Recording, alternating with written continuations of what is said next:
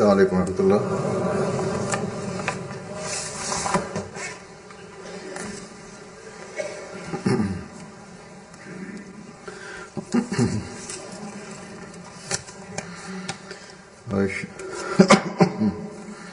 أشهد أن لا إله إلا الله وحده لا شريك له وأشهد أن محمدا عبده ورسوله أما بعد فأعوذ بالله من الشيطان الرجيم بسم الله الرحمن الرحيم الحمد لله رب العالمين الرحمن الرحيم مالك يوم الدين إياك نعبد وإياك نستعين اهدنا الصراط المستقيم صراط الذين أنعمت عليهم غير المغضوب عليهم ولا الضالين.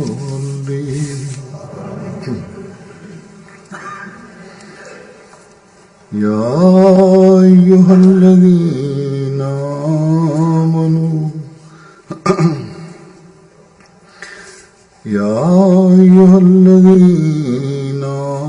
آمنوا استعينوا بالصبر والصلاة إن الله مع الصابرين.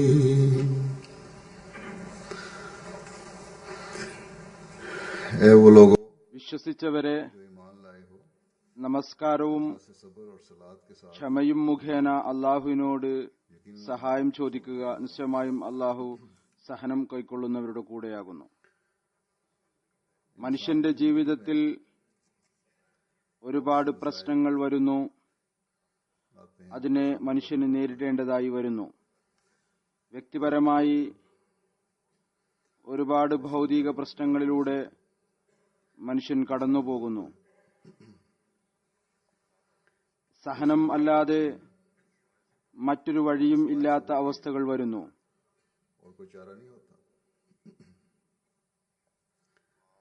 ധനത്തിന്റെയും മക്കളുടെയും ഭൗതിക വസ്തുക്കളുടെയും നഷ്ടം ഉണ്ടാകുന്നു.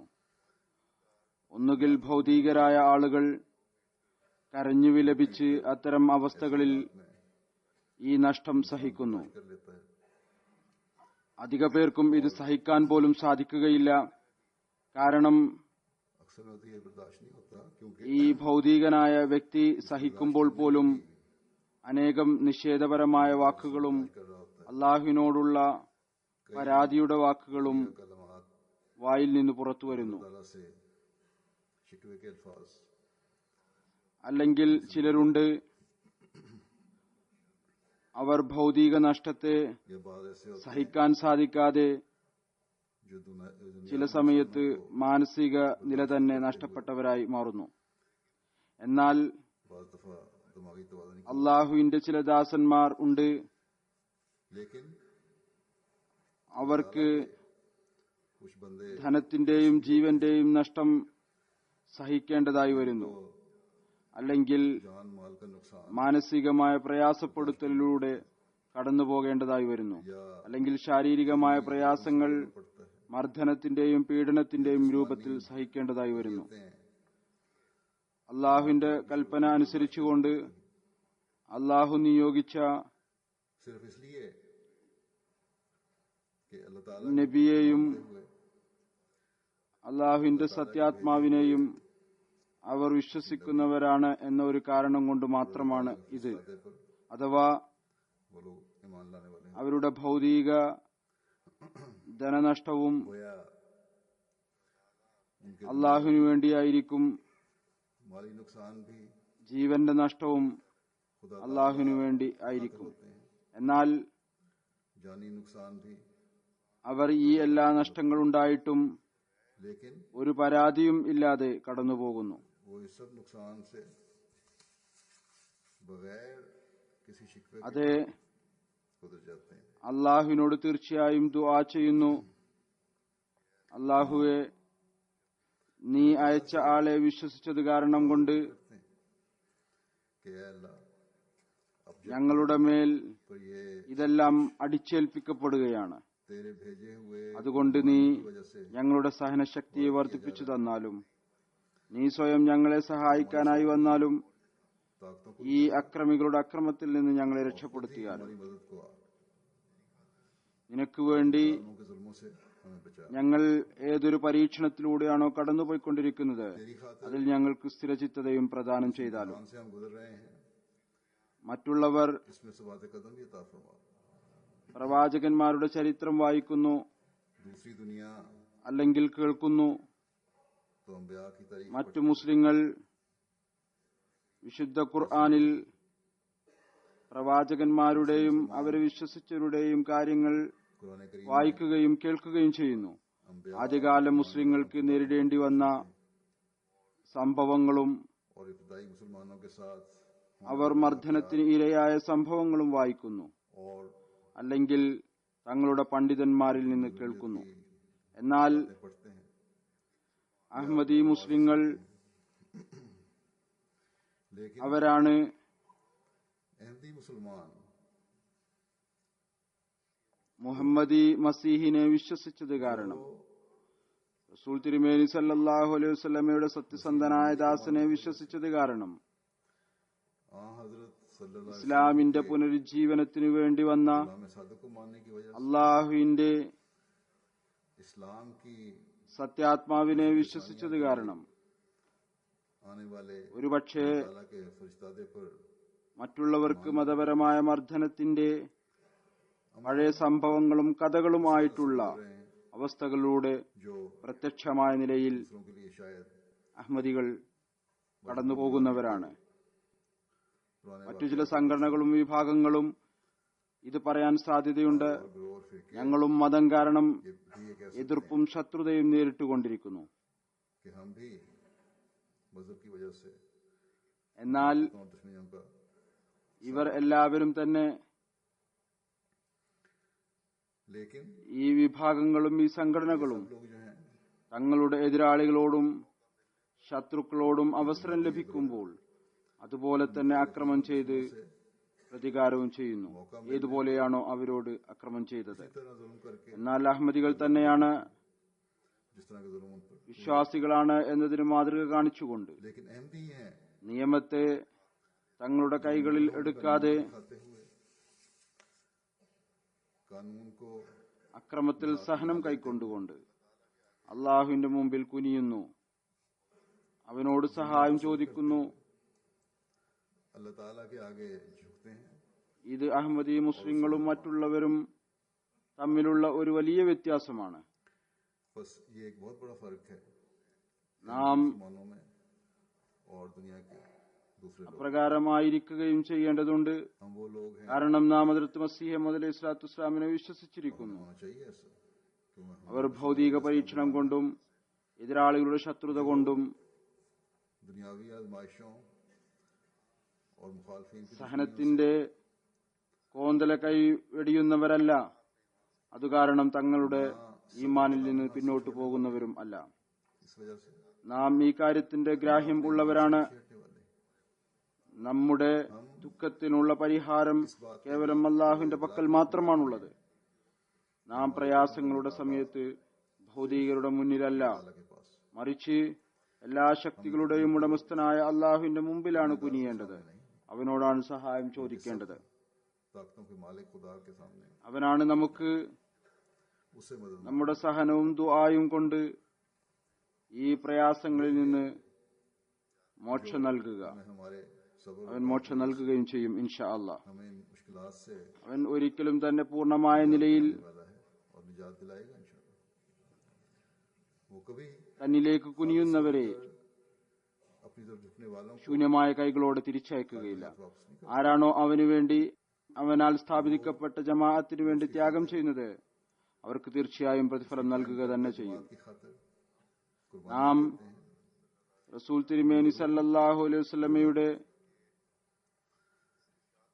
ഈ ഉപദേശം അനുസരിച്ച് പ്രവർത്തിക്കുന്നവരാണ്, सल्लम അതിന്റെ ഗ്രാഹ്യം ഉള്ളവരാണ്. के അതിൽ इरशाद पर अमल करने वाले हैं, റസൂൽ തിരുമേനി സല്ലല്ലാഹു അലൈഹി വസല്ലം പറഞ്ഞു, इसका इदराक रखने वाले हैं। വിശ്വസിക്കുന്നവരുടെ അവസ്ഥയും വിസ്മയകരമാണ്.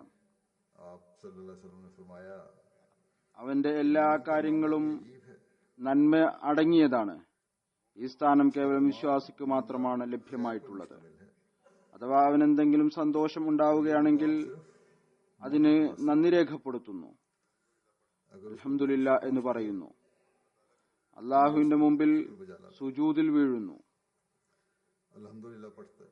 ഈ കാര്യം അവനെ സംബന്ധിച്ചിടത്തോളം अल्लाह के हुजूर നന്മക്ക് കാരണമായി തീരുന്നു. ഇനി അഥവാ അവനേതെങ്കിലും പ്രയാസം ഉണ്ടാവുകയാണെങ്കിൽ അവൻ ക്ഷമ കൈക്കൊള്ളുന്നു. ഈ കാര്യവും അവന് तकलीफ पहुंचती है നന്മക്ക് കാരണമായി തീരുന്നു. तो ये सब्र करता है, അള്ളാഹുവിന്റെ മാർഗത്തിൽ खैर का मुझे बन जाता है। വലിയ വലിയ പ്രയാസങ്ങൾ ഉണ്ടാകുന്നത് അല്ലെങ്കിൽ വലിയ വലിയ ബുദ്ധിമുട്ടുകൾ ഏൽക്കുന്നത് അതിൽ സഹനവും ദുആയും पहुंचना या बड़ी बड़ी तकलीफें पहुंचना, ഉണ്ടായാൽ ദാസനെ നന്മക്ക് പാത്രീഭൂതനാക്കുന്നു. दुआ അതോടൊപ്പം അള്ളാഹു തന്റെ ദാസന്മാർക്ക് खैर का मुझे बनाता है। നൽകുന്ന ആ അസ്തിത്വമാണ് लेकिन अल्लाह ताला ചെറിയതിൽ ചെറുതായ പ്രയാസം പോലും മുഅ്മിനീങ്ങൾക്ക് ഏൽക്കുന്നത്. नवाजने वाली वो അതിനും പ്രതിഫലം നൽകാതെ അവൻ വിട്ടുകളയുകയില്ല. जो मोमिन को पहुंचती അതുകൊണ്ട് തന്നെ ഈ കാര്യം വിവരിച്ചുകൊണ്ട് ഒരവസരത്തിൽ റസൂൽ തിരുമേനി സല്ലല്ലാഹു അലൈഹി വസല്ലം പറഞ്ഞു, जहाँ से इस बात को बयान फरमाते हुए മുസ്ലിമിന് ഉണ്ടാകുന്ന ക്ഷീണം, രോഗം, അസ്വസ്ഥത, പ്രയാസം, ദുഃഖം जो भी थकावट ഏതുവരെ എന്നാൽ അഥവാ അവന് ഒരു മുള്ളുകുത്തുകയാണെങ്കിൽ പോലും और गम അതിനു പകരം അള്ളാഹു यहाँ तक कि അവന്റെ ചില പാപങ്ങൾ പുറത്തു നൽകുന്നു. कोई कांटा भी चुभता है तो इसके बदले ഇതാണ് നമ്മുടെ उसकी बात റഹീമും കരീമുമായ അള്ളാഹു. അവൻ വിശ്വസിക്കുന്നവർക്ക് ചെറിയ ചെറിയ കാര്യങ്ങൾക്ക് പോലും പ്രതിഫലം നൽകുന്നു. वो रहीम करीम खुदा ഒരു ക്ഷമ കൈക്കൊള്ളുന്ന जरा जरा सी बात അള്ളാഹുവിന്റെ മുമ്പിൽ കുനിയുന്ന വിശ്വാസിക്ക് അള്ളാഹുവിന്റെ പക്കൽ നിന്ന് സന്തോഷ വാർത്തകൾ മാത്രമാണുള്ളത്. ये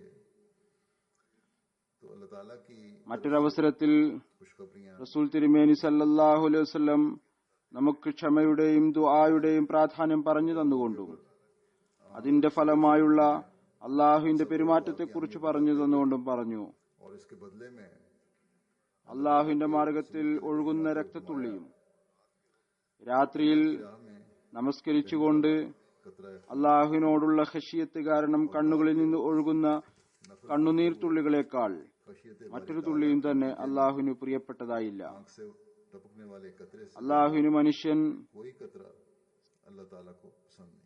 സഹനം കൈക്കൊണ്ടുകൊണ്ട് കുടിച്ചിറക്കുന്നതിനേക്കാൾ പ്രിയപ്പെട്ടതായി മറ്റൊരു പാനീയവും ഇല്ല. गम के उस घूंट से ज्यादा അതായത് जो इंसान മനുഷ്യനുണ്ടാകുന്ന പ്രയാസത്തിന്റെയും ബുദ്ധിമുട്ടിന്റെയും അവസ്ഥയിൽ सबर की गम की जो हालत होती है इंसान അള്ളാഹുവിനു വേണ്ടി ക്ഷമ കൈക്കൊള്ളുകയും ചെയ്യുമ്പോൾ को जब इंसान ആ सबर ക്ഷമ അള്ളാഹുവിന് അങ്ങേയറ്റം ഇഷ്ടപ്പെടുന്നു. പറയുന്നു, അതുപോലെ തന്നെ वो बेइंतहा पसंद അള്ളാഹുവിന് കോപം കുടിച്ചിറക്കുന്നത് പോലെ और इसी तरह മനുഷ്യന് അടയ്ക്കേണ്ടി വരുന്ന കോപത്തേക്കാൾ പ്രിയപ്പെട്ടതായി മറ്റൊരു പാനീയവുമില്ല. കോപം കാണിക്കലല്ല, മറിച്ച് കോപം കുടിച്ചിറക്കുന്നതാണ് അള്ളാഹുവിന് പ്രിയപ്പെട്ടത്. ഒരുപാട് അവസരങ്ങൾ വരുന്നു, മനുഷ്യൻ കോപം അടക്കുന്നു, സഹനം കൈക്കൊള്ളുന്നു, കേവലം അള്ളാഹുവിന് വേണ്ടി മാത്രം ക്ഷമ കാണിക്കുന്നു. അത് മുഖേന सबर कर അവൻ അള്ളാഹുവിന്റെ പ്രീതി കരസ്ഥമാക്കുന്നവനായി മാറുന്നു. तो इससे വ്യക്തിപരമായ കാര്യങ്ങളാകട്ടെ रजा हासिल करने वाला बनता है। बस चाहे അത് കാരണം ഏതെങ്കിലും നഷ്ടം ഉണ്ടാകുന്നതാണെങ്കിലും അല്ല ജമാഅത്തിപരമായ പ്രശ്നങ്ങളാകട്ടെ जिनकी वजह से किसी से नुकसान पहुंच അഥവാ അള്ളാഹുവിന്റെ പ്രീതി കരസ്ഥമാക്കണമെന്നുണ്ടെങ്കിൽ അഥവാ അള്ളാഹുവിന്റെ സ്നേഹം കരസ്ഥമാക്കണമെന്നുണ്ടെങ്കിൽ अल्लाह की रजा हासिल റസൂൽ തിരുമേനി സല്ലല്ലാഹു അലൈഹി വസല്ലം अगर अल्लाह ताला ഈ അടിസ്ഥാന തത്വം വിവരിച്ചു. അള്ളാഹുവിന്റെ മുമ്പിൽ കുനിയുക, सल्लल्लाहु अलैहि वसल्लम ക്ഷമ പ്രകടിപ്പിക്കുക, ने ये असूल बयान फरमा दिया അത് അള്ളാഹുവിന്റെ സാമീപ്യം നൽകുന്നു. और सब्र का मुजाहरा करना अल्लाह ताला का മറ്റൊരു റിവായത്തിൽ വരുന്നു, അള്ളാഹു और एक रिवायत में आता है തന്റെ സമീപസ്ഥരായ ദാസന്മാർക്ക് വേണ്ടി വളരെയധികം ആത്മാഭിമാനമുള്ളവനാണ്. അവൻ ശത്രുക്കളെ, बंदों के लिए അവർക്ക് പ്രയാസമേൽപ്പിക്കുന്ന ശത്രുക്കളെ അവൻ പിടിക്കുന്നു. और ഏതൊരു പ്രശ്നമാണോ അള്ളാഹു पहुंचाने वाले होते हैं। തന്റെ കൈകളിൽ ഏറ്റെടുത്തിരിക്കുന്നത്, जिस मामले को अल्लाह അതിന് ദാസൻ തന്റെ കൈകളിൽ എടുക്കേണ്ട ആവശ്യം എന്താണ് എന്നു മാത്രമല്ല, ताला को अपने हाथ में लेने അള്ളാഹു की जरूरत है തന്നിലേക്ക് കുനിയുന്നവർക്കും ക്ഷമ കൈക്കൊള്ളുന്നവർക്കും कि अल्लाह അവരുടെ ശത്രുക്കളോട് ताला वालों പ്രതികാരം ചെയ്യുന്നു എന്നല്ല. के दुश्मनों को, ഒരവസരത്തിൽ റസൂലുള്ളാഹി സല്ലല്ലാഹു അലൈഹി വസല്ലം പറഞ്ഞു, बल्कि एक मौके पर ദാസരോട് അക്രമം ചെയ്യപ്പെടുമ്പോൾ उन्होंने फरमाया അവർ സഹനം കൈക്കൊള്ളുകയാണെങ്കിൽ അള്ളാഹു അവർക്ക് അഭിമാനം നൽകുന്നു. और वो ആർക്കാണോ അള്ളാഹു അഭിമാനം പ്രദാനം ചെയ്യുന്നത്, ताला उससे इज्जत बख्श അതിനേക്കാൾ വലുതായി और जिसे खुदा അവർക്ക് മറ്റെന്ത് മഹത്വമാണ് ലഭിക്കാനുള്ളത്. उससे बड़ा ഇന്ന് അഹമ്മദിയ ജമാഅത്തിലെ സഹോദരങ്ങളുടെ മേൽ വിവിധ രാജ്യങ്ങളിൽ बस आज പ്രശ്നങ്ങളും മർദ്ദനങ്ങളും പ്രയാസങ്ങളുടെയും അവസ്ഥകളുണ്ടാകുന്നു. मालिक में ഈ ഒരവസ്ഥയിൽ നമ്മുടെ ജോലി परेशानी ക്ഷമയോടും ദുആയോടും കൂടി അള്ളാഹുവിനോട് സഹായം അർത്ഥിച്ചുകൊണ്ട് അവന്റെ മുമ്പിൽ കുനിയുക എന്നുള്ളതാണ്. दुआ के साथ അവനാണ് अल्लाह ताला की मदद मांगते हुए ഈ നിഷേധികളുടെ നേതാക്കന്മാരെ പിടിച്ചുകൊണ്ട് वही है അവരിൽ നിന്ന് നമ്മെ രക്ഷപ്പെടുത്തുന്നതിനു വേണ്ടിയും അവരുടെ തന്ത്രങ്ങളിൽ നിന്നും കുതന്ത്രങ്ങളിൽ നിന്നും രക്ഷപ്പെടുത്തുന്നതിനു വേണ്ടി ഏറ്റവും കൂടുതൽ ശക്തിയുള്ളവൻ. उनके मकरों से बचाने की, उनकी तदबीरों से बचाने की അഹമ്മദിയ ജമാഅത്തിന്റെ ചരിത്രത്തിൽ നമ്മൾ ഇതാണ് കാണുന്നത്. ശത്രുക്കൾ തങ്ങളുടെ മുഴുവൻ ശക്തിയും तारीख में हम यही देखते आए हैं।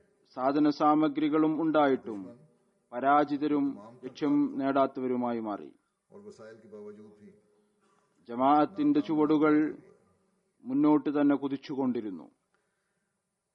और जमात का कदम പ്രയാസങ്ങളും आगे ही बढ़ते चला गया। ബുദ്ധിമുട്ടുകളുടെയും കാലഘട്ടത്തിലൂടെ റസൂലുള്ളാഹി സല്ലല്ലാഹു അലൈഹി വസല്ലം സഹാബാക്കളും കടന്നു പോവുകയുണ്ടായി. जब हजरत सल्लल्लाहु അതിലൂടെ കടന്നുപോയിക്കൊണ്ടാണ് അവരും വിജയം നേടിയത്. അപ്പോൾ പിന്നെ നമ്മൾ എന്താണ്?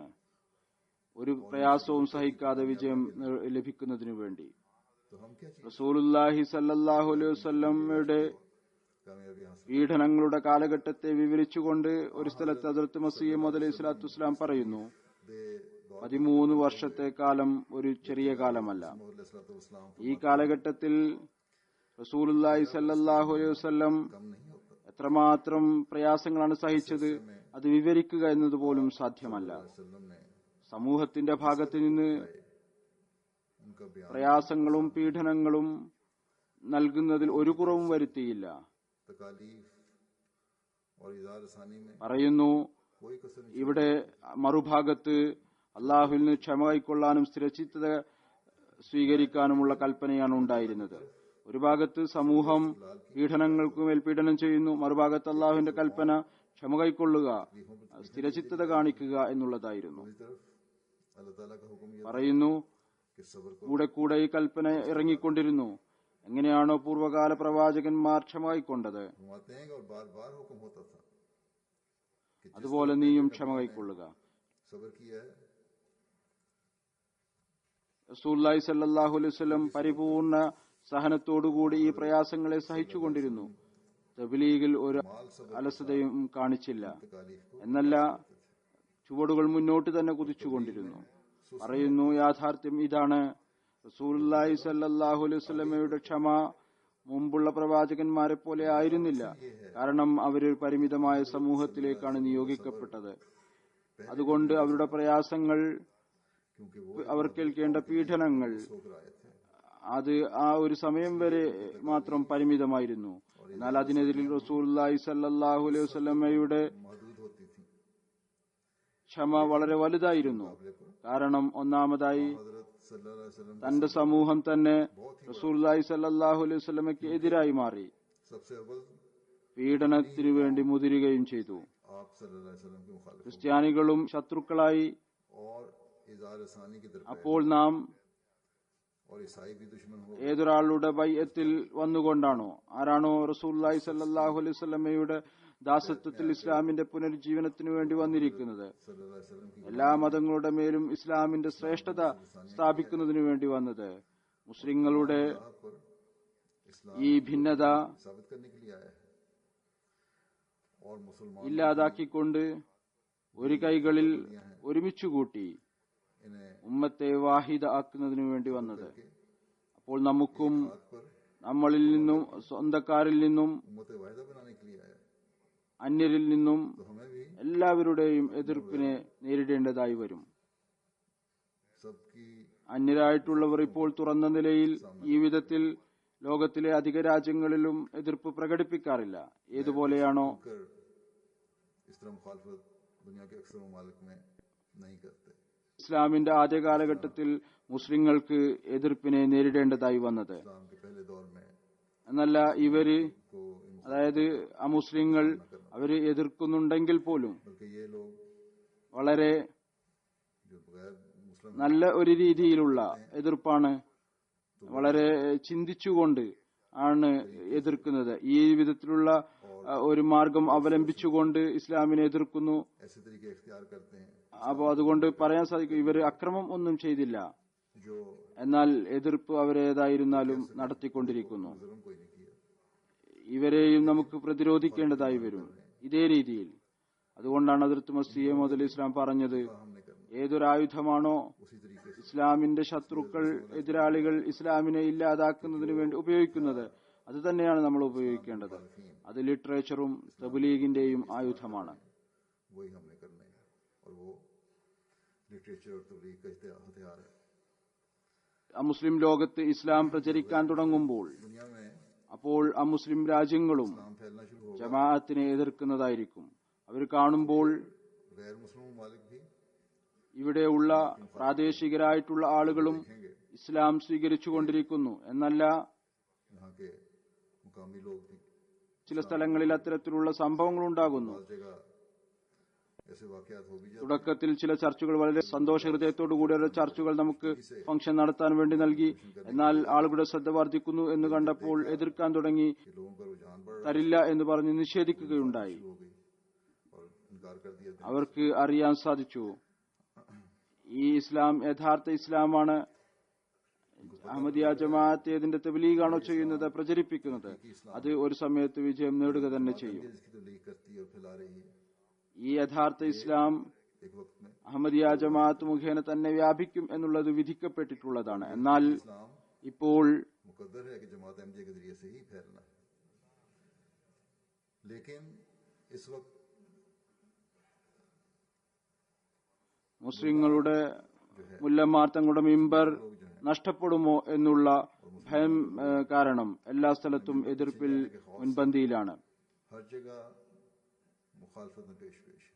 അതുപോലെ അക്രമം ചെയ്തുകൊണ്ടിരിക്കുന്നു. ഏതുപോലെ ആദ്യ കാലഘട്ടങ്ങളിൽ മതങ്ങളുടെ മേൽ അക്രമം ചെയ്തുവോ, രാഷ്ട്രീയക്കാരും ഈ ഒരു ഭയം കാരണം मज़हब पर किए गए മുല്ലാക്കളുടെ പിന്നാലെ പോകുന്ന വോട്ടർമാർ ഞങ്ങളുടെ കൈകളിൽ നിന്ന് നഷ്ടപ്പെടരുത്, വോട്ടിനും വില കുറഞ്ഞ പ്രശസ്തിക്കും വേണ്ടി അവരുടെ പിന്നാലെ പോകുന്നു. അതല്ല എങ്കിൽ ഇവർക്ക് മതത്തിന്റെ ABCD പോലും അറിയുകയില്ല. चलते हैं। ഒരുപക്ഷെ ഇവരിൽ लोगों को तो ഭൂരിഭാഗവും നമസ്കരിക്കുക പോലും ചെയ്യാത്തവരായിരിക്കും. എന്നല്ല, ഒരുപക്ഷെ ജുമായിൽ പോലും വരുന്നവർ അപൂർവമായിരിക്കും. शायद नमाज भी പെരുന്നാൾ നമസ്കരിക്കുന്നവർ മാത്രമായിരിക്കും. शायद ही എന്നിരുന്നാലും ഇസ്ലാമിന്റെ ആത്മാഭിമാനത്തിന്റെ പേരിൽ नमाज पढ़ने वाले हैं അഹമ്മദിയ ജമാഅത്തിന്റെ പേരിൽ ആക്രമണം തീർച്ചയായും നടത്തുന്നു. के नाम पर അതല്ലെങ്കിൽ അസംബ്ലികളിൽ अहमदियों पर നിയമം പാസാക്കാൻ വേണ്ടി ശ്രമിക്കുന്നു.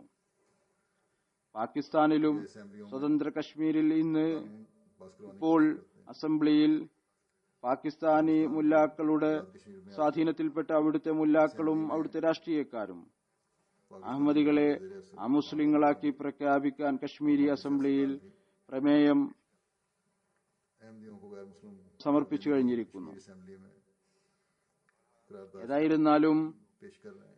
ഈ ആളുകൾ എന്ത് തന്നെ ചെയ്യാൻ വിചാരിച്ചാലും ചെയ്തുകൊള്ളട്ടെ. പാകിസ്ഥാനിലെ അസംബ്ലി बहरहाल ये लोग जो कुछ भी करना चाहें അഹമ്മദികളെ അമുസ്ലിങ്ങളാക്കിയതുകൊണ്ട് എന്താണ് നേടിയത്?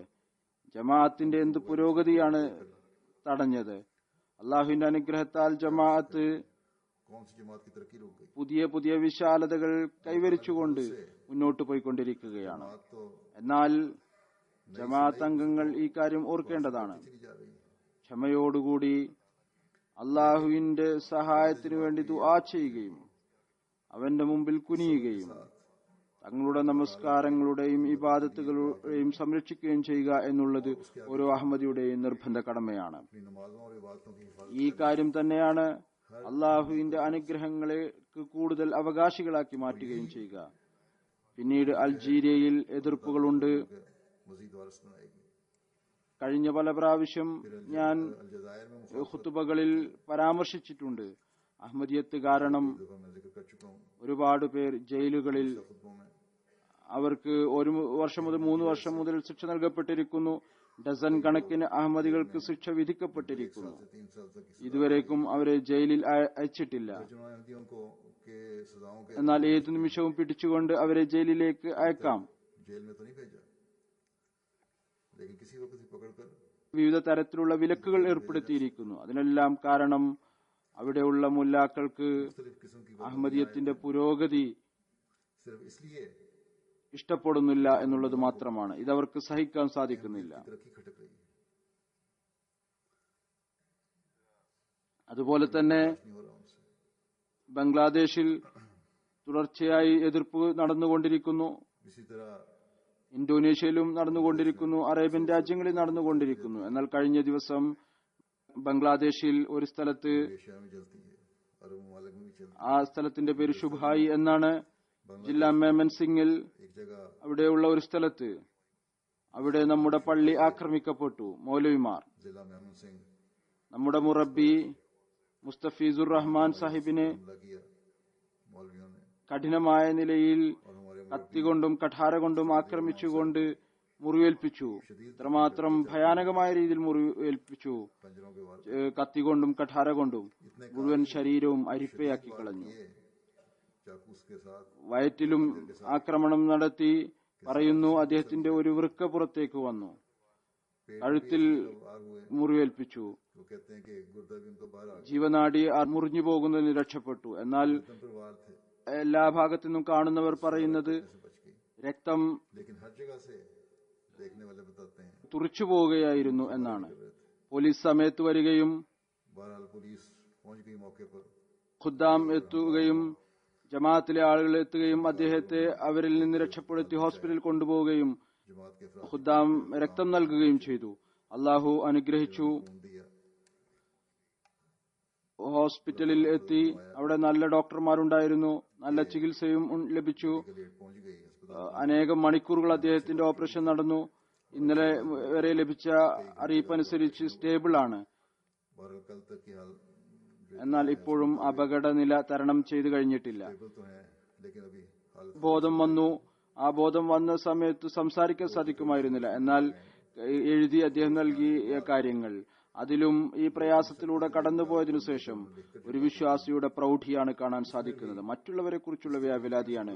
എഴുതി നൽകിയത് ഇതാണ്: एक मोमन की ഇന്ന മുറബി സാഹിബിനും कि दूसरों की അദ്ദേഹത്തെ സംരക്ഷിക്കാനുള്ള സംവിധാനം ചെയ്യുക, അദ്ദേഹത്തിനും ഭീഷണിയുണ്ട്.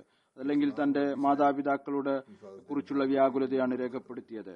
അള്ളാഹു അദ്ദേഹത്തിന് फिक्र का इजहार किया। ദീർഘായുസോടും ആരോഗ്യത്തോടും കൂടിയ ജീവിതം നൽകുമാറാകട്ടെ. എത്രയും പെട്ടെന്ന് ഷിഫ നൽകുമാറാകട്ടെ. പരിപൂർണമായ ഷിഫ നൽകുമാറാകട്ടെ. और कामिल और जल्द ഏതായിരുന്നാലും ഈ എതിർപ്പുകളെ കുറിച്ച് बहरहाल നമുക്ക് ഹദ്റത്ത് മസീഹ് മൗഊദ് അലൈഹി സ്വലാത്തു വസ്സലാം के बारे में हमें हज़रत മുമ്പ് തന്നെ പറഞ്ഞു തന്നിട്ടുണ്ട്. അഥവാ അഹമ്മദിയത്ത് സ്വീകരിച്ചിട്ടുണ്ടെങ്കിൽ ഈ പ്രയാസങ്ങളിലൂടെ കടന്നു പോകേണ്ടതായി വരും. कबूल की है। ഇങ്ങനെ ഒരവസരത്തിൽ ഈ കാര്യം വിവരിച്ചുകൊണ്ട് चुनांचे एक ഹദ്റത്ത് അഖ്ദസ് മസീഹ് മൗഊദ് അലൈഹി സ്വലാത്തു വസ്സലാം പറയുന്നു, നമ്മുടെ ജമാഅത്തിനും मुक़द्दस मसीह मौऊद अलैहिस्सलाम റസൂൽ തിരുമേനി സല്ലല്ലാഹു അലൈഹി വസല്ലമയുടെ കാലഘട്ടത്തിൽ മുസ്ലിങ്ങൾക്ക് ഉണ്ടായിരുന്നതുപോലുള്ള പ്രയാസങ്ങളാണുള്ളത്. പറയുന്നു, പുതിയതും को पेश आए थे। ഏറ്റവും വലുതുമായ മുസീബത്ത് ഇതാണ്: ഏതെങ്കിലും ഒരു വ്യക്തി ഈ ജമാഅത്തിൽ പ്രവേശിക്കുമ്പോൾ ഉടനെ തന്നെ എല്ലാ സുഹൃത്തുക്കളും ബന്ധുക്കളും കുടുംബക്കാരും വേർപെടുന്നു. ഏതുവരെ എന്നാൽ ചില സമയത്ത് और बरादरी अलग हो जाती है। മാതാപിതാക്കളും സഹോദരി സഹോദരന്മാർ പോലും ശത്രുക്കളായി മാറുന്നു. അസ്സലാമു അലൈക്കും എന്ന് പറയാൻ പോലും ഇഷ്ടപ്പെടുകയില്ല. ജനാദ നമസ്കരിക്കാൻ ഇഷ്ടപ്പെടുകയില്ല. അത്തരത്തിലുള്ള ഒരുപാട് പ്രയാസങ്ങൾ നേരിടേണ്ടതായി വരുന്നു. പറയുന്നു, എനിക്കറിയാം ചില ബലഹീനരായ പ്രകൃതക്കാരായ ആളുകളും ഉണ്ടാകും. അത്തരം പ്രയാസങ്ങളുടെ നേരത്ത് അവർ പരിഭ്രമിക്കുന്നു. എന്നാൽ ഓർത്തുകൊള്ളുക, ഈ വിധത്തിലുള്ള പ്രയാസങ്ങൾ വരേണ്ടത് നിർബന്ധമാണ്.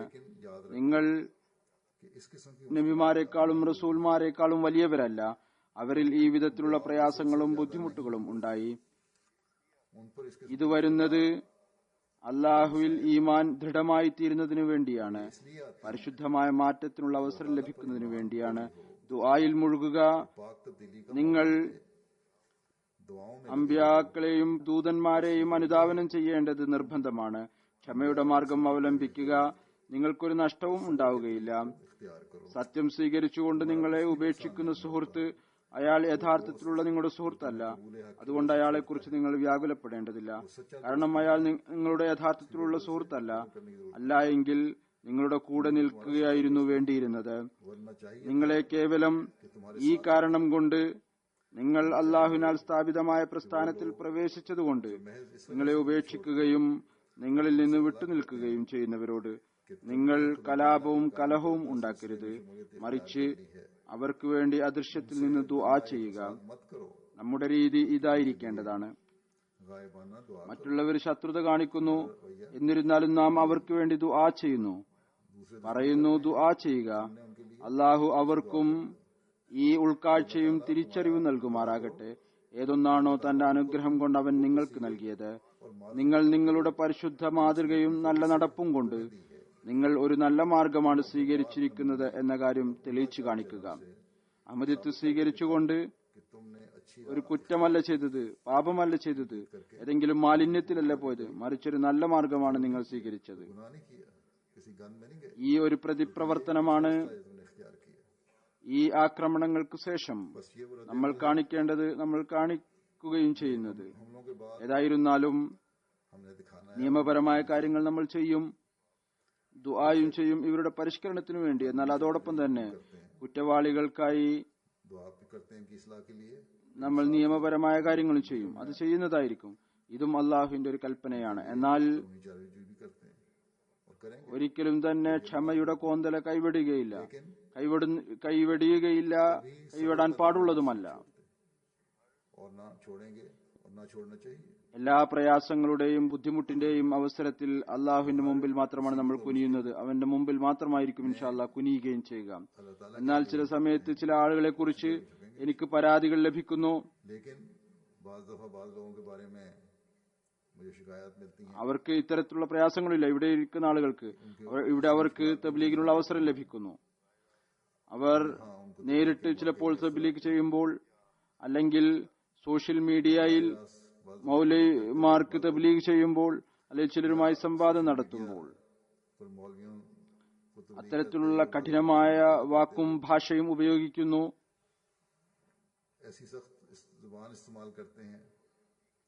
അത് ഒരു അഹമ്മദികളെ സംബന്ധിച്ചിടത്തോളം ഭൂഷണമായത് ആയിരിക്കുകയില്ല. ചില എഴുതുന്നവർ എനിക്ക് എഴുതുന്നു, അത്തരത്തിൽ മലീമസമായ ചീത്തവിളി അഹമ്മദികളുടെ വായിൽ നിന്ന് കേട്ടുകൊണ്ട് പരവശരായിത്തീരുന്നു. ഏതൊന്നാണ് ഇവരുടെ വായിൽ നിന്ന് തങ്ങളുടെ എതിരാളികൾക്കായി അല്ലെങ്കിൽ അനഹമ്മദി മൗലവിമാർക്ക് വേണ്ടി അല്ലെങ്കിൽ ആരുമായിട്ടാണ് സംവാദം നടത്തുന്നത് അവരോട് ഇവർ പറയുന്നത്. ഏതായിരുന്നാലും ഈ കാര്യങ്ങൾ ഒരിക്കലും തന്നെ ഒരു അഹമ്മദിക്ക് ഭൂഷണമായിട്ടുള്ളതല്ല. ഇതെത്രമാത്രം സത്യമാണ് എന്ന് അള്ളാഹുവിന് മാത്രമേ അറിയുകയുള്ളൂ. ഞാൻ ഇതുവരെ നേരിട്ട് കണ്ടിട്ടില്ല. എന്നാൽ എഴുതുന്നവർ എനിക്ക് എഴുതുന്നു.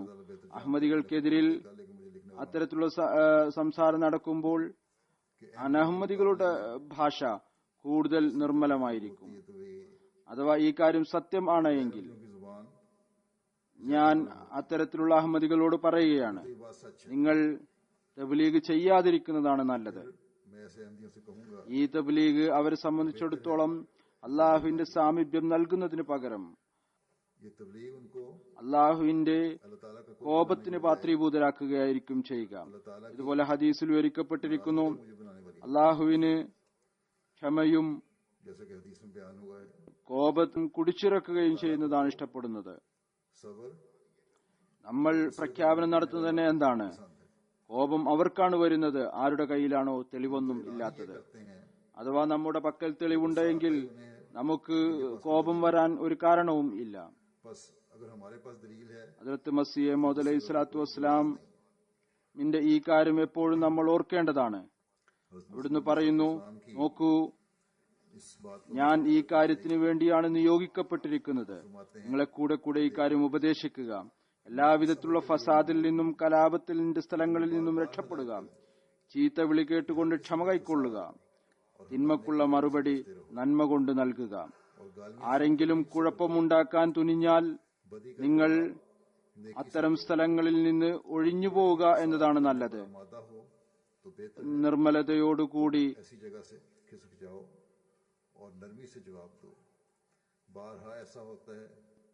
സംസാരിക്കുക. പലപ്പോഴും സംഭവിക്കുന്നത്, ഒരാൾ വളരെ ദേഷ്യത്തോടുകൂടി എതിർക്കുന്നു, എതിർപ്പിൽ കലാപപരമായ മാർഗം അവലംബിക്കുന്നു. അത് കേൾക്കുന്നവരിൽ പ്രകോപനം ഉണ്ടാകുന്നു. എന്നാൽ മറുപടി മൃദുവായി ലഭിക്കുമ്പോൾ, ചീത്തവിളിയെ നേരിടാതിരിക്കുമ്പോൾ സ്വയം അയാൾ ലജ്ജിതനായിത്തീരുന്നു. പറയുന്നു, അയാൾക്ക് സ്വയം ലജ്ജ തോന്നുകയും തന്റെ പ്രവൃത്തിയിൽ അയാൾ ലജ്ജിതനും പ്രയാസപ്പെടുന്നവനുമായി മാറുന്നു. ഇത്തരത്തിലുള്ള ഒരുപാട് സംഭവങ്ങൾ ഉണ്ടായിട്ടുണ്ട്. എതിരാളികൾക്ക് ആരുടെ നല്ല പ്രകൃതമാണ് അവർക്ക് ലജ്ജ ഉണ്ടായി. ഞാൻ നിങ്ങളോട് സത്യമായും പറയുന്നു, സഹനത്തിന്റെ ആയുധത്തെ കൈവെടിയരുത്. സഹനത്തിന്റെ ആയുധം തോക്കുകൊണ്ടുപോലും നടക്കാത്ത ജോലികൾ ക്ഷമ കൊണ്ട് നൽകുന്നു. ക്ഷമയാണ് ഹൃദയത്തെ കീഴടക്കുന്നത്. നല്ലവണ്ണം ഓർത്തുകൊള്ളുക, എനിക്ക് വളരെയധികം ദുഃഖം അനുഭവപ്പെടുന്നു. ഇന്ന ആൾ ഈ ജമാഅത്തിലായിക്കൊണ്ട് ആരെങ്കിലുമായി കലഹിച്ചു എന്ന് കേൾക്കുമ്പോൾ ഈ മാർഗം ഞാൻ ഒരിക്കലും തന്നെ ഇഷ്ടപ്പെടുന്നില്ല. അള്ളാഹു അത് ആഗ്രഹിക്കുകയും ചെയ്യുന്നില്ല. ലോകത്തൊരു മാതൃകയായി തീരേണ്ട ജമാഅത്ത് തഖ്വയുടെ മാർഗം അല്ലാത്ത മാർഗം സ്വീകരിക്കുക എന്നത്. എന്നല്ല, ഞാൻ നിങ്ങളോട് ഇതുകൂടി പറയുന്നു, അള്ളാഹു ഈ കാര്യത്തെ ഇത്രമാത്രം പിന്താങ്ങുന്നു. അഥവാ ഏതെങ്കിലും ഒരാൾ ഈ ജമാഅത്തിൽ ആയിക്കൊണ്ട് ക്ഷമയോടും സഹനത്തോടും കൂടി പ്രവർത്തിക്കുന്നില്ല എങ്കിൽ ഓർത്തുകൊള്ളുക, അയാൾ ഈ ജമാഅത്തിൽ പെട്ടവനല്ല. പറയുന്നു, അങ്ങേയറ്റത്തെ ആവേശത്തിനും പ്രകോപത്തിനും കാരണം ഇതാകും. ഒരാൾ വളരെയധികം പ്രകോപിപ്പിക്കുക ഒരുപക്ഷെ ഈ കാര്യം കൊണ്ടായിരിക്കും. കോപം ഉണ്ടാകുന്നതിനുള്ള കാരണം ഇതായിരിക്കാം, അവർ എന്നെ മലീമസമായി ചീത്ത വിളിക്കുന്നു. അങ്ങനെയെങ്കിൽ ഈ കാര്യം നിങ്ങൾ അള്ളാഹുവിനെ ഏൽപ്പിക്കുക. നിങ്ങൾക്ക് ഇതിൽ വിധി നൽകാൻ സാധ്യമല്ല. എന്റെ കാര്യം അള്ളാഹുവിനെ ഏൽപ്പിക്കുക. നിങ്ങൾ ഈ ചീത്ത വിളി കേട്ടുകൊണ്ടും ക്ഷമയും സഹനവും കൈക്കൊള്ളുക. നിങ്ങൾക്കെന്തറിയാം, ഞാൻ ഇവരിൽ നിന്ന് എത്രമാത്രം ചീത്ത വിളി കേൾക്കുന്നു. അധികവും അങ്ങേയറ്റം മലീമസമായ തെറികൾ കൊണ്ട് നിറഞ്ഞ കത്തുകൾ വരുന്നു. തുറന്ന കാർഡുകളിൽ തെറി വിളിക്കുന്നു. സ്റ്റാമ്പില്ലാത്ത കത്തുകൾ വരുന്നു. അതിന് ടാക്സും കൊടുക്കേണ്ടതായി വരുന്നു. പിന്നീട് അത് തുറന്നു വായിക്കുമ്പോൾ തെറിയുടെ പൂരം ആയിരിക്കും. അത്തരത്തിലുള്ള നീചമായ തെറികളായിരിക്കും. ഞാൻ ഉറച്ചു വിശ്വസിക്കുന്നു, ഒരു പ്രവാചകന് പോലും അത്തരത്തിലുള്ള ചീത്തവിളി ലഭിച്ചിട്ടുണ്ടായിരിക്കുകയില്ല. അബൂജഹൽ പോലും അത്തരത്തിൽ ചീത്ത വിളിക്കാനുള്ള കഴിവുണ്ട് എന്ന് ഞാൻ വിശ്വസിക്കുന്നില്ല. എന്നാൽ ഇതെല്ലാം കേൾക്കേണ്ടതായി വരുന്നു. ഞാൻ ക്ഷമ കൈക്കൊള്ളുമ്പോൾ നിങ്ങളുടെ നിർബന്ധ കടമയാണ് നിങ്ങളും ക്ഷമ കൈക്കൊള്ളുക എന്നുള്ളത്. മരത്തേക്കാൾ വലുതല്ലല്ലോ ചില്ലകൾ. നിങ്ങൾ നോക്കുക, ഇവരെ ഏതുവരെ ചീത്ത വിളിക്കും. അവസാനം ഇവർ തന്നെ തളർന്നു മാറി നിൽക്കും. ഇവരുടെ ചീത്തവിളിയും കുഴപ്പമുണ്ടാക്കലും തന്ത്രങ്ങളും എന്നെ ഒരിക്കലും തന്നെ തളർത്തുകയില്ല. അഥവാ ഞാൻ അള്ളാഹുവിൽ നിന്നുള്ളവനല്ല എങ്കിൽ തീർച്ചയായും ഞാൻ അവരുടെ ചീത്തവിളി കൊണ്ട് ഭയപ്പെടുമായിരുന്നു. എന്നാൽ എനിക്ക് നല്ലവണ്ണം അറിയാം, എന്നെ അള്ളാഹു ആണ് നിയോഗിച്ചയച്ചിരിക്കുന്നത്. പിന്നെ ഞാൻ അത്തരം ചെറിയ കാര്യങ്ങളെ എന്തിനു ഭയപ്പെടണം? ഇതൊരിക്കലും സാധ്യമല്ല. നിങ്ങൾ സ്വയം ചിന്തിക്കുക, അവരുടെ ചീത്തവിളി ആർക്കാണ് നഷ്ടമുണ്ടാക്കിയത്? അവർക്കാണോ അതോ എനിക്കോ?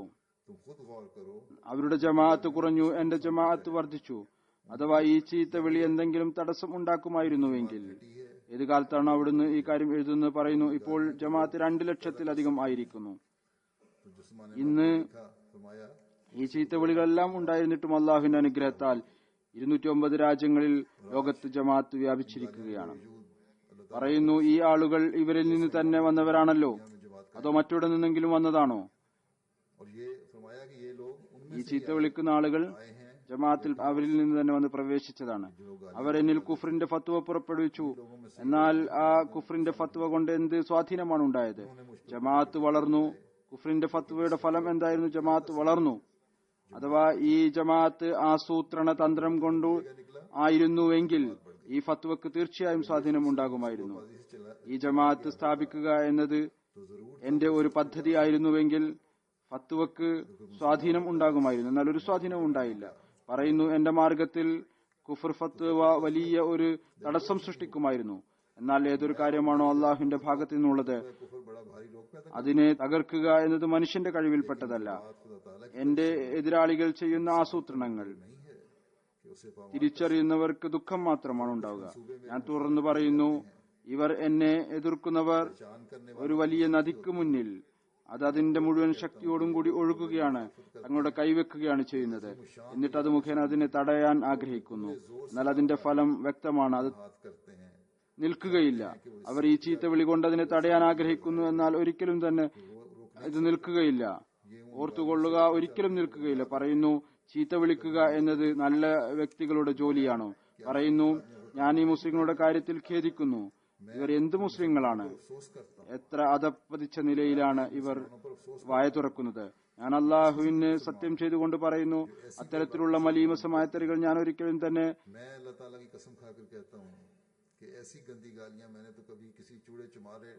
ഈ മുസ്ലിങ്ങൾ എന്ന് പേര് കേട്ടവരിൽ നിന്ന് കേട്ടത് ചെരുപ്പുകുത്തികളിൽ നിന്നും തോട്ടികളിൽ നിന്ന് പോലും കേട്ടിട്ടില്ല.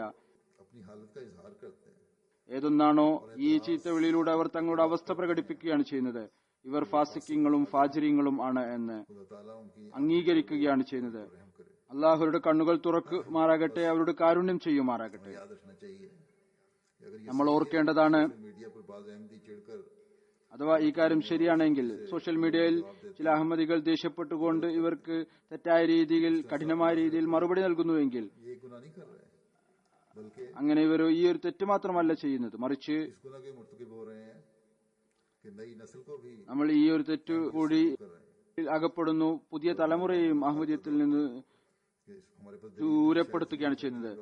യുവാക്കൾ ഈ ഒരു ചിന്ത ഉണ്ടാവും, നമ്മളെ കയ്യിൽ തെളിവില്ല, അതുകൊണ്ടാണ് ഇത് ഇങ്ങനെ സംസാരിക്കുന്നത്. എന്നാൽ ഇത് തെറ്റാണ്. അത്തരം ആളുകൾ പെട്ടെന്ന് തന്നെ തങ്ങളുടെ രീതി മാറ്റേണ്ട ആവശ്യമുണ്ട്.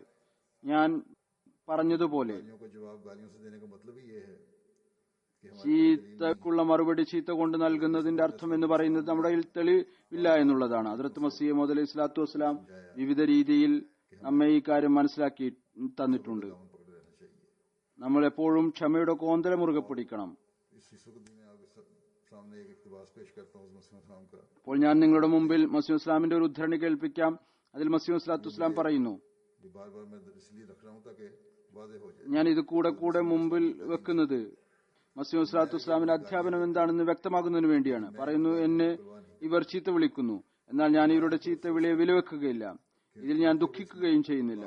കാരണം അവർ ഈ ഏറ്റുമുട്ടലിൽ പരാജിതരായിരിക്കുന്നു. തങ്ങളുടെ പരാജയവും നിന്ദതയും ചീത്തവിളിയിലൂടെ അല്ലാതെ അവർക്ക് മറച്ചുവെക്കാൻ സാധിക്കുകയില്ല. അവരുടെ പക്കൽ തെളിവില്ല, പരാജിതരായിരിക്കുന്നു. തെളിവുകൾ ഇല്ലാത്തത് കാരണം അവർ ചീത്ത വിളിക്കുന്നു. പറയുന്നു, കുഫറിന്റെ ഫത്വ പുറപ്പെടുവിച്ചു, കള്ളക്കേസുകൾ ഉണ്ടാക്കി, വിവിധങ്ങളായ കറ്റുകെട്ടിപ്പറച്ചിലും ആരോപണം ഉന്നയിച്ചു. അവർ തങ്ങളുടെ മുഴുവൻ ശക്തിയും ഉപയോഗിച്ച് എന്നെ നേരിടുകയും ചെയ്തു. എന്നിട്ട് നോക്കുക, അവസാനം ആരുടെ ഹക്കിലാണ് വിധി സംഭവിക്കുക. ഞാൻ അവരുടെ ചീത്തവിളി അഥവാ വിലവെക്കുകയാണ് എങ്കിൽ അള്ളാഹു എന്നെ ഏൽപ്പിച്ച യഥാർത്ഥ ജോലി അവശേഷിക്കും. അതുകൊണ്ട് ഞാൻ അവരുടെ ചീത്തവിളിയെ വിലവെക്കാത്തതുപോലെ എന്റെ ജമാഅത്തും ഞാൻ ഉപദേശിക്കുന്നു, ഇവരുടെ ചീത്തവിളികൾ കേട്ട് സഹിക്കുക. ഒരിക്കലും ചീത്തവിളിയുടെ മറുപടി ചീത്തവിളി കൊണ്ട് നൽകാതിരിക്കുക. കാരണം ഇപ്രകാരം അനുഗ്രഹം നഷ്ടപ്പെടും. ക്ഷമയുടെയും സഹനത്തിന്റെയും മാതൃക പ്രകടിപ്പിക്കുക. തങ്ങളുടെ ഉന്നത സ്വഭാവം കാണിക്കുക. നല്ലവണ്ണം ഓർത്തുകൊള്ളുക, ബുദ്ധിക്കും ആവേശത്തിനും ഇടയ്ക്ക് ശക്തമായ ശത്രുതയുണ്ട്. ആവേശത്തിനും കോപവും വരുമ്പോൾ ബുദ്ധി നിലനിൽക്കുകയില്ല. ഇത്തരം ക്ഷമ കൈക്കൊള്ളുമ്പോൾ, മാപ്പിന്റെ മാതൃക കാണിക്കുമ്പോൾ അള്ളാഹു ഒരു പ്രകാശം നൽകുന്നു. അത് മുഖേന അയാളുടെ ബുദ്ധിക്കും ചിന്തക്കും ശക്തിയുടെ ഒരു പുതിയ പ്രകാശമുണ്ടാകുന്നു. ബുദ്ധിയുടെയും ചിന്തയുടെയും ശക്തിയിൽ ഒരു പ്രകാശമുണ്ടാകുന്നു. പിന്നീട് പ്രകാശത്തിൽ നിന്ന് പ്രകാശമുണ്ടാകുന്നു. കോപത്തിന്റെയും ആവേശത്തിന്റെയും അവസ്ഥയിൽ ഹൃദയവും ബുദ്ധിയും അന്ധകാര നിബിഡമായിരിക്കും. അതുകൊണ്ട് അന്ധകാരത്തിൽ നിന്ന് അന്ധകാരമുണ്ടാകുന്നു. ബുദ്ധിയുടെയും ചിന്തയുടെയും ശക്തിയിൽ വർധനമുണ്ടാക്കണമെങ്കിൽ, ഹൃദയത്തിലും ബുദ്ധിയിലും പ്രകാശമുണ്ടാക്കണമെങ്കിൽ കോപത്തെയും ആവേശത്തെയും നമ്മൾ കുടിച്ചിറക്കേണ്ടതുണ്ട്. അപ്പോഴായിരിക്കും അള്ളാഹുവിന്റെ അനുഗ്രഹം ലഭിക്കുക. അഹമ്മദിയ ജമാഅത്തിന്റെ പുരോഗതി ഇതുവരെ ഉണ്ടായത് കോപം കൊണ്ടോ ദേഷ്യം കൊണ്ടോ ആയിരുന്നില്ല. ഇത് അള്ളാഹുവിന്റെ വാഗ്ദാനമാണ്. അവൻ ഹദ്റത്ത് മസീഹ് മൗഊദ് അലൈഹി സ്വലാത്തു വസ്സലാമിന്റെ ജമാഅത്തിന് വിജയം നൽകും. ആ വിജയം അവൻ നൽകും എന്നുണ്ടെങ്കിൽ, അനുഗ്രഹം അവൻ തന്നെ ഇതിൽ നൽകണം എന്നുണ്ടെങ്കിൽ, നമ്മൾ ചെയ്യുന്ന തബ്ലീഗിലും മറ്റു പ്രവർത്തനങ്ങളിലും പിന്നെ നാം അള്ളാഹുവിന്റെ പ്രീതി കരസ്ഥമാക്കാൻ വേണ്ടി ശ്രമിക്കുകയാണ് വേണ്ടത്. നാം എപ്പോഴും ഹദ്റത്ത് മസീഹ് മൗഊദ് അലൈഹി സ്വലാത്തു വസ്സലാമിന്റെ ഈ കാര്യം നമ്മുടെ മുമ്പിൽ വെച്ചുകൊണ്ട് നമ്മൾ ജീവിതം കഴിച്ചുകൂട്ടേണ്ടതാണ്. അതിൽ മസീഹ് ഇസ്ലാം പറയുകയുണ്ടായി, ഭൗതികരായ ആളുകൾ സാധന സാമഗ്രികൾ വിശ്വസിക്കുന്നു, പ്രത്യക്ഷമായ സാധനങ്ങളിൽ ആണ് അവർ വിശ്വസിക്കുന്നത്. എന്നാൽ അള്ളാഹു ഇതിൽ നിർബന്ധിതനല്ല. സാധന സാമഗ്രികൾക്ക് ചില സമയത്ത് അവൻ ആഗ്രഹിച്ചാൽ തന്റെ പ്രിയപ്പെട്ടവർക്ക് വേണ്ടി സാധന സാമഗ്രികൾ ഇല്ലാതെയും പ്രവർത്തിക്കും. ചിലപ്പോൾ സാധന സാമഗ്രികളിലൂടെ പ്രവർത്തിക്കും. ചില സമയത്ത് ഉണ്ടായ സാധന സാമഗ്രികളെ പിന്നെ തകർത്തു കളയും. പറയുന്നു, ചുരുക്കത്തിൽ നിങ്ങളുടെ കർമ്മങ്ങളെ ശരിയാക്കി തീർക്കുക. നമ്മെ ഉപദേശിക്കുകയാണ്, നിങ്ങളുടെ കർമ്മങ്ങൾ ശുദ്ധമാക്കി തീർക്കുക. അള്ളാഹുവിനെ എപ്പോഴും സ്മരിച്ചുകൊണ്ടിരിക്കുക, അശ്രദ്ധ കാണിക്കാതിരിക്കുക.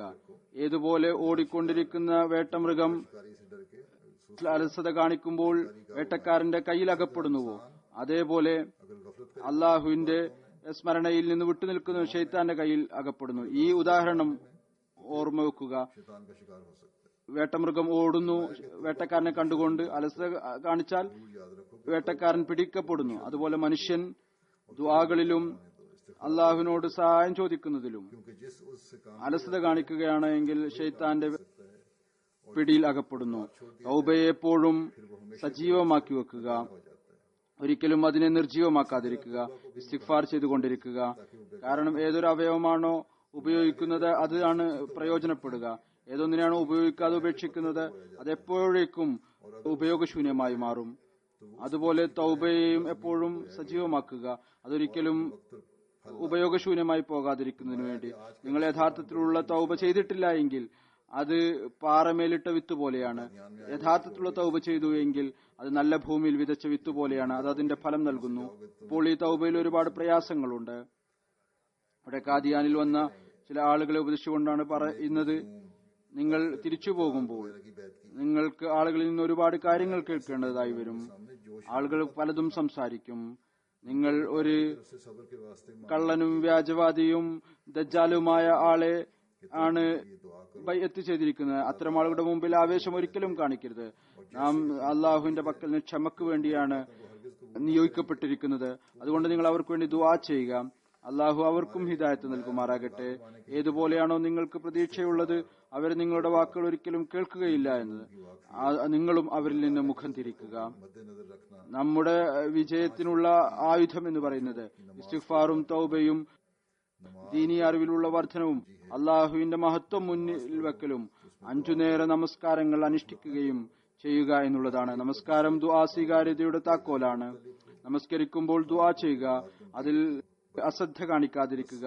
എല്ലാവിധ തിന്മകളിൽ നിന്നും, അത് അള്ളാഹുവിനോടുള്ള കടമകളുമായി ബന്ധപ്പെട്ടതാകട്ടെ സൃഷ്ടികളോടുള്ള കടമകളുമായി ബന്ധപ്പെട്ടതാകട്ടെ, രക്ഷപ്പെടുക. നമ്മുടെ ജോലി ഇതാണ്. അള്ളാഹുവിന്റെ കൽപ്പനകൾ അനുസരിച്ചുകൊണ്ട് ചരിക്കാൻ വേണ്ടി ശ്രമിക്കുക. അവന്റെ മാർഗത്തിൽ ത്യാഗം ക്ഷമയോടുകൂടി ചെയ്യുന്നവരായി, സ്ഥിരചിത്തതയോടുകൂടി ചെയ്യുന്നവരായി മാറുക. അള്ളാഹു നമുക്ക് ക്ഷമയോടും ദുആയോടും കൂടി അവന്റെ പ്രീതിയുടെ മാർഗത്തിൽ ചരിക്കാനുള്ള തൗഫീഖ് നൽകുമാറാകട്ടെ. നാം എപ്പോഴും അവന്റെ ഫളിലും അവന്റെ അനുഗ്രഹങ്ങളും കരസ്ഥമാക്കുന്നവരായി മാറട്ടെ. നമസ്കാരത്തിനു ശേഷം ഞാനൊരു ജനാസ ഗായിബ് നമസ്കരിപ്പിക്കുന്നതായിരിക്കും. അത് ബഹുമാനപ്പെട്ട PP നാസിമുദ്ദീൻ സാഹിബ് പഴയങ്ങാടി കേരളയുടേതാണ്. അദ്ദേഹം മെയ് 3-ാം തീയതി ട്രെയിൻ അപകടത്തിൽ വഫാത്തായി. ഇന്നാ ലില്ലാഹി വ ഇന്നാ ഇലൈഹി റാജിഊൻ. തന്റെ കാറിൽ പോവുകയായിരുന്നു. അവിടെ ആക്സിഡന്റ് സംഭവിച്ചു. വിശുദ്ധ ഖുർആന്റെ എക്സിബിഷനുമായി ബന്ധപ്പെട്ട ഒരു മീറ്റിംഗിന് ശേഷം തിരിച്ചു വരികയായിരുന്നു. അപ്പോഴാണ് അപകടം ഉണ്ടായത്. വലിയ മുഖ്ലിസായ മനുഷ്യനായിരുന്നു. എപ്പോഴും ദീനിന് ദുനിയാവിനേക്കാൾ മുൻഗണന നൽകുന്ന ആളായിരുന്നു. കാദിയാനിലെ ഇജ്തിമാകളിലും ജലസ ഷൂറ മുതലായവയിൽ സ്ഥിരമായി പങ്കെടുക്കുന്ന ആളായിരുന്നു. വളരെ ആക്റ്റീവായ മെമ്പറായിരുന്നു. ഇപ്പോൾ ജില്ലാ സെക്രട്ടറിമാൽ ആയും ഇദ്ദേഹത്തിന് പ്രവർത്തിക്കാൻ തൗഫീക്ക് ലഭിച്ചു. വഫാത്ത് സമയത്ത് ഇദ്ദേഹം നായിബ് സദർ മജ്ലിസ് അൻസാറുള്ള ഭാരതായി സേവനം ചെയ്യുകയായിരുന്നു. ഇദ്ദേഹം ഒരു ദീർഘകാലം ദുബായിൽ താമസിച്ചു. അവിടുത്തെ ആദ്യത്തെ അമീർ ജമാഅത്തായി സേവനം ചെയ്യാൻ ഇദ്ദേഹത്തിന് തൗഫീക്ക് ലഭിച്ചു. ഇദ്ദേഹത്തിന് വളരെ വിശാലമായ ബന്ധമാണ് ഉണ്ടായിരുന്നത്. ആ ബന്ധത്തെ എപ്പോഴും ജമാഅത്തിന് വേണ്ടി അദ്ദേഹം ഉപയോഗിച്ചു. ജമാഅത്ത് വ്യവസ്ഥിതി അങ്ങേയറ്റം പിൻപറ്റുന്ന ആളായിരുന്നു. തന്റെ സുഹൃത്തുക്കളോടും അതിനെ പിൻപറ്റാൻ വേണ്ടി പറയുമായിരുന്നു. ഇബാദത്ത് ചെയ്യുന്ന, വിശുദ്ധ ഖുർആൻ പാരായണം ചെയ്യുന്ന, വളരെ വിനീത സ്വഭാവമുള്ള, വളരെ പരിശുദ്ധമായ പ്രകൃതത്തിന്റെ ഉടമസ്ഥനായിരുന്നു. ആളുകൾക്ക് വളരെയധികം പ്രയോജനം എത്തിക്കുന്ന, ജനങ്ങൾക്ക് ഉപകാരമുള്ള അസ്തിത്വമായിരുന്നു. കുട്ടികളുടെ തർബിയത്തും വളരെ നല്ല നിലയിൽ നടത്തി എപ്പോഴും നന്മ ചെയ്യാൻ ഉപദേശിക്കുകയും അധ്യാപനം നൽകുകയും ചെയ്തു. ഖിലാഫത്തുമായി ബന്ധപ്പെട്ട് നിൽക്കാൻ ഉപദേശിച്ചുകൊണ്ടിരുന്നു. മർഹൂം മൂസിയായിരുന്നു. ഇദ്ദേഹത്തിന് ഒരു മകൾ ഇവിടെയും താമസിക്കുന്നുണ്ട്. ഒരു മകൻ ദുബായിലാണ്. അള്ളാഹു മർഹൂമിന്റെ സ്ഥാനങ്ങൾ ഉയർത്തുമാറാകട്ടെ. ഇദ്ദേഹത്തിന്റെ കുട്ടികൾക്കും ഇദ്ദേഹത്തിന്റെ നന്മ നിലനിർത്താനും ഖിലാഫത്തും ജമാഅത്തുമായി ബന്ധപ്പെട്ട് നിൽക്കാനുള്ള തൗഫീഖ് നൽകുമാറാകട്ടെ.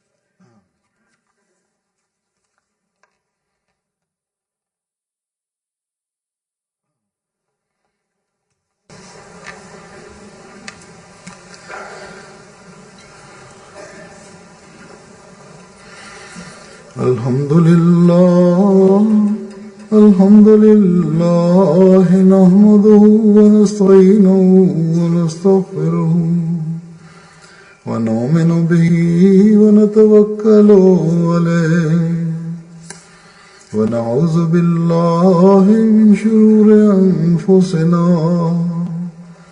ومن سيئات أعمالنا من يهده الله فلا مضل له ومن يضلل فلا هادي له ونشهد أن لا إله إلا الله ونشهد أن محمدا عبده ورسوله عباد الله رحمكم الله إن الله يأمر بالعدل والإحسان وإيتاء ذي القربى وينهى عن الفحشاء والمنكر والبغي يعظكم لعلكم تذكرون اذكروا الله يذكركم وادعوه يستجب لكم ولذكر الله أكبر.